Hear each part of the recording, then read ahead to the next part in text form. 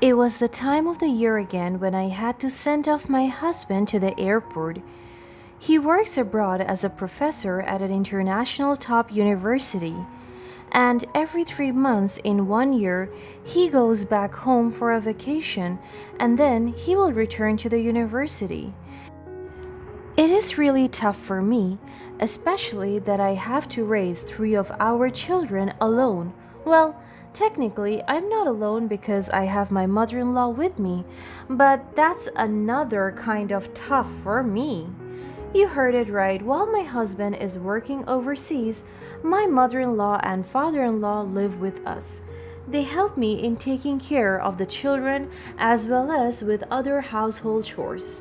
They have been a very good companion to me, but there were just times when my mother in law overpowered me and took control of the house, especially in terms of managing the finances and even in disciplining the children. On top of that, she kept on questioning my decisions and even the actions that I take inside the house. She told me that I am not a good mother and that I have bad parenting skills. Aside from that, she always says hurtful words towards me, and sometimes she can even be more violent. It has always been known to me that she harbored a deep rooted animosity towards me from the start. Her disdain seemed to seep into every interaction, poisoning the family dynamic. The voiceover called the attention of the passengers, so my husband stood up. "Well, that's my flight," my husband said in a very bittersweet tone. He looked at me and tears started to form. Oh, here we go again with the goodbye and I'll be back soon. Our children quickly hugged their dad and gave him lots of kisses. "Be good to mommy while dad is away, okay? I promise I'll buy lots of toys this time," he said as he ruffled each of the kids' hair. He went to me and hugged me, even gave me a prolonged forehead kiss. "Take care, alright? Call me as soon as you land." "You too. If you need anything, Mom and Pops will help you." I nodded as a response. I never told him about his mother's treatment towards me because I don't want him to worry. And I could still contain her behavior towards me, and it is still bearable, so I can hold it off. The voiceover echoed through the airport lobby once again. Our kids started to sob, and I hugged them all, trying to calm them down. "Shh, Daddy's gonna be home soon, I promise." My husband gave them one hug and waved us goodbye as he walked towards the check in area. Sadness and longing lingered in me once again, but I have to be strong for my family. We immediately went home, and as I was driving the car, I couldn't help but think how my life took an annoying and unexpected turn when my husband decided to work abroad and let his parents live with me because it was when tensions started to run high. As soon as we got inside the house, I heard a banging sound from the inside. I sighed and closed my eyes, taking in all the strength. This kind of commotion is not new to me anymore. A loud grunt was heard across the residence, so I hurried inside with my kids. I am so used to all this, but every time I hear my father in law scream in pain, it still hurts me. I immediately went to my in law's room, and as soon as I opened it, I saw my father in law, Greg, sitting on the couch with him holding his hands. "You don't have to hurt me like that, Regine," he shouted at my mother in law, but his voice was so weak it didn't even stun his wife. "I told you to do your own laundry because I'm not your maid, you idiot." "Then you could have told me nicely." I looked around and all my father in law's clothes were scattered on the floor. My mother in law was still holding his arm. Maybe she held it so tight because I could clearly see her grip on his arm. "Nicely? What are you, 3 years old? Why would I ask nicely?" "It's called respect," I interrupted them. I walked directly to my father in law and checked his arm. He grunted in pain as I tried to touch it. Oh, so you are here, lady in shining armor. You are just as useless and stupid as my husband. I clenched my fist to control my anger. I controlled myself not to do anything that I would eventually regret. Regine's cruel treatment wasn't limited to just me. She directed her insults and disrespect towards my father in law as well, and every time I witnessed the pain she inflicted on him, it broke my heart. Whenever my father in law failed to do something, it seemed so easy for her to lay a hand on this poor old man. I helped my father in law to get up, and he shook his head as he looked at me. The dismay and disappointment on his face was so evident. You two are a pain in the ass. If not only my son asked me to man his house, I wouldn't be here. I would be at a beach club living the best of my days. I have a husband who is as stupid as fuck and a daughter-in-law that is so dumb. Wow, what a life. She banged the table near her and walked out of the room. I tried to help my father-in-law with his injury and asked him about what happened. What happened? He heaved a sigh before answering. I was cleaning the car and she went angry after she saw me doing it. She told me that there are better things to do, like doing the laundry.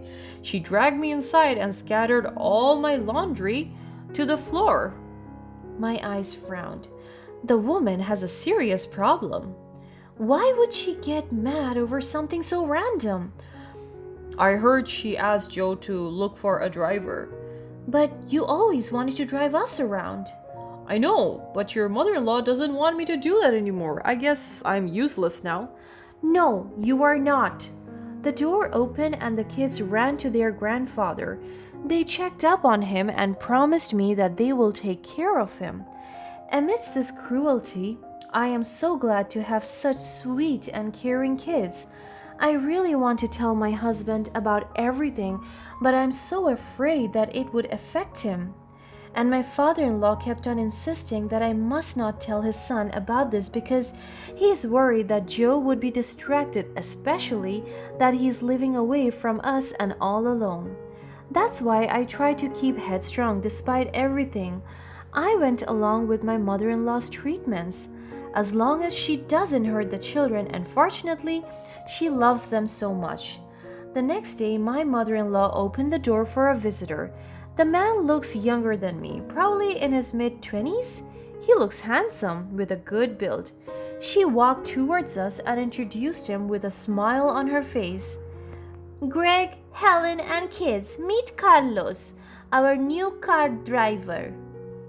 I just looked at them plainly. She never consulted me about this, and given that my father-in-law only heard this from my husband, made it clear that she doesn't intend on telling us about it. So you're the driver my wife has been raving about? The driver smiled. Pleasure to meet you, sir and ma'am. He looked directly towards me. I wasn't informed on having a car driver. Pops is still good at it. Wouldn't that be another financial liability? My mother-in-law started to manifest anger again as she noticed my skepticism, but she tried to brush it off. Oh, don't be so hard on Carlos. He is a hard-working and trustworthy man. She tapped her hand on Carlos's arm and even massaged it lightly. My eyes widened. Why is she being so touchy with this man? I hope you're right, Regine. I guess it's a break for me. He turned to the kids. Will it be okay if Poopops won't drive you to school? The kids nodded, telling him that he needs to rest as well. Regine's flirtatious behavior with Carlos does not go unnoticed by me, and it completely added to my unending concerns. During dinner, I could feel that my father-in-law was skeptical about the new driver. Are you sure we can trust this guy, Regine? I can't help but feel uneasy about him. I saw her roll her eyes at him. Can you stop being paranoid? I am doing you a favor here. You will get to rest because your loving daughter-in-law here treats you nothing like a driver. My eyes widened. That is not true. Oh, do shut up, dear. That commotion was another concern. I tried not to argue with her and spark a fight. I am so tired with all of that. And there's nothing we can do but to accept that we now have a driver. I try to look at the brighter side. My father-in-law would get to rest and the driver can fill in his role. I just hope he is trustworthy enough. One afternoon, I was preparing snacks for the kids when they finally got home from school. My father-in-law was trimming the backyard's grasses. The driver went inside with them, so I offered him a snack as well. My mother-in-law followed them inside. She went with them as well because she decided to go for a jewelry shopping spree. I just couldn't bear looking at her wasting all the money, but it's hers anyway. It's none of my business. My mother-in-law was carrying 2 paper bags, so the driver immediately helped her and walked with her towards her room. It was so weird. Why is she allowing the driver to go inside their room? My father-in-law noticed it and went inside to grab some juice. He didn't say a thing and went to their room. I paid it no mind and started to prepare for dinner. I saw my mother-in-law leave the room humming to her heart's content while checking her jewelry in the backyard. After a while, the driver went out to the porch with my father-in-law following him, but little did I know that later that night the most harrowing incident was bound to happen. I was cleaning the kitchen when my mother-in-law stormed at me. She slapped me immediately and grabbed my hair. I screamed out of pain, but she pushed me down to the floor and kicked my leg, so I stumbled my face flat to the ground. I can't believe you stole my jewelry, Helen. How dare you betray my trust? What is she talking about? She held my hair tightly to raise my face from the ground. I didn't take anything, please believe me. Her anger intensified as she picked me up and backed me into a corner. She grabbed my arm violently. You think you can fool me? I won't let you get away with this. She accused me of stealing her precious jewelry. Consumed by her rage, she stooped to an unimaginable low, demanding that I strip naked so she could search for evidence.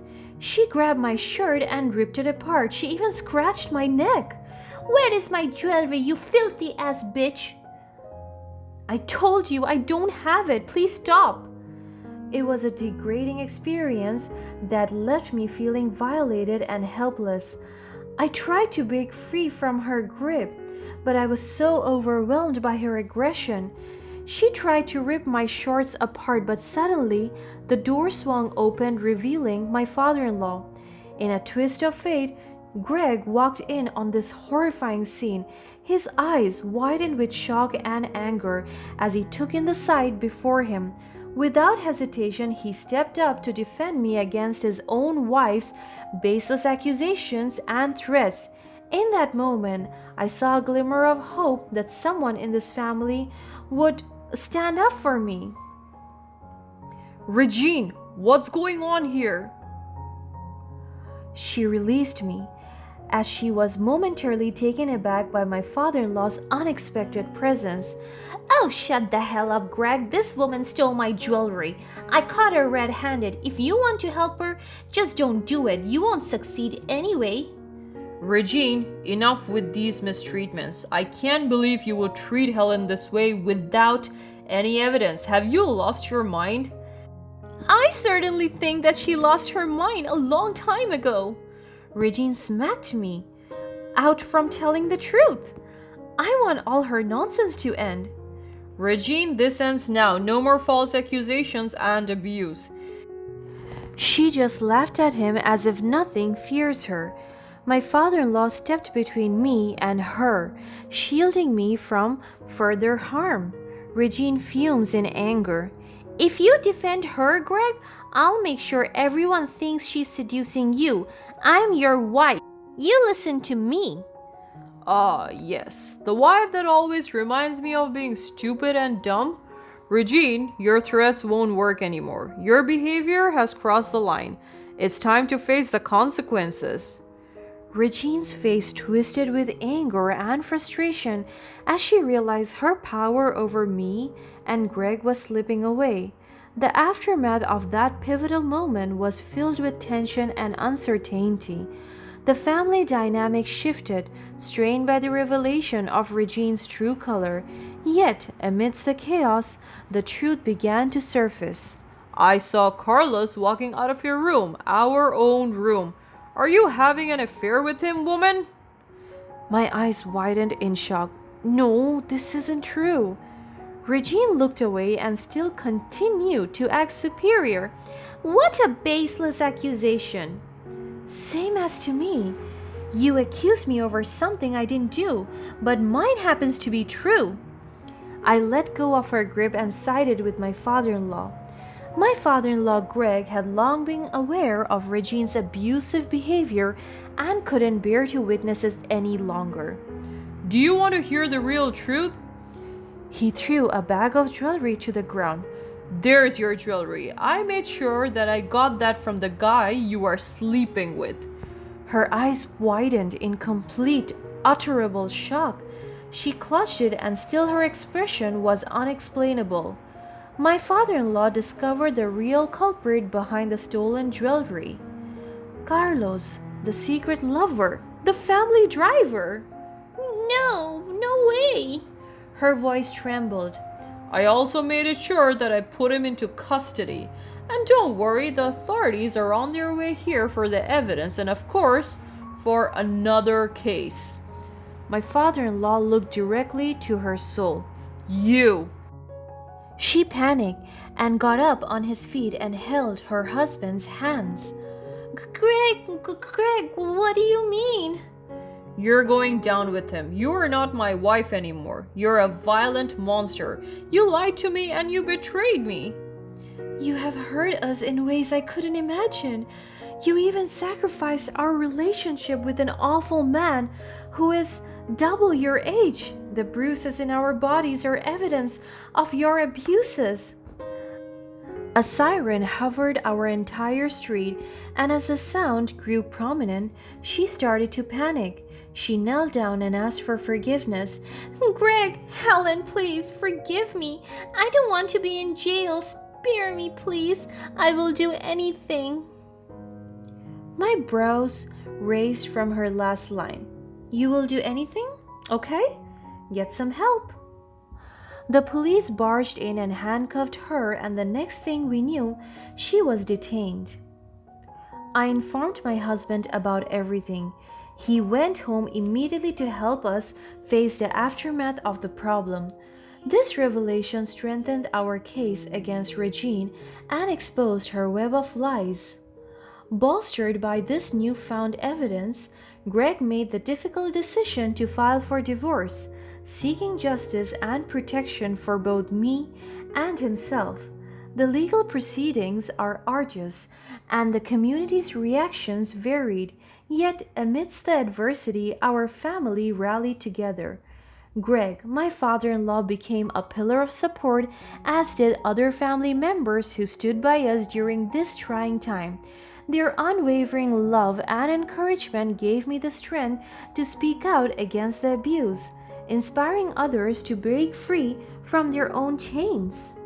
Finally, the day of reckoning arrived. Regine was convicted for her abusive actions, facing the consequences of her behavior.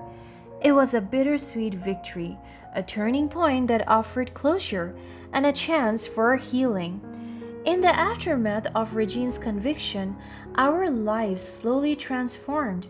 The wounds began to heal, and we rebuilt our shattered relationships based on trust, love, and resilience. The journey to recovery wasn't easy, but we emerged stronger and more determined than ever before. Through this ordeal, I discovered my own strength and voice. I refused to be silenced by the shadows of abuse, using my experience to shed light on the issue and empower others to break free from their own chains. My hope was to create a ripple effect of courage and change, fostering a community that refused to tolerate abuse in any form. Though scarred by the past, our family found solace in knowing that we had overcome the darkness that once consumed us. Together, we forged a path towards a brighter future, forever transformed by the unwavering courage that brought us through the storm.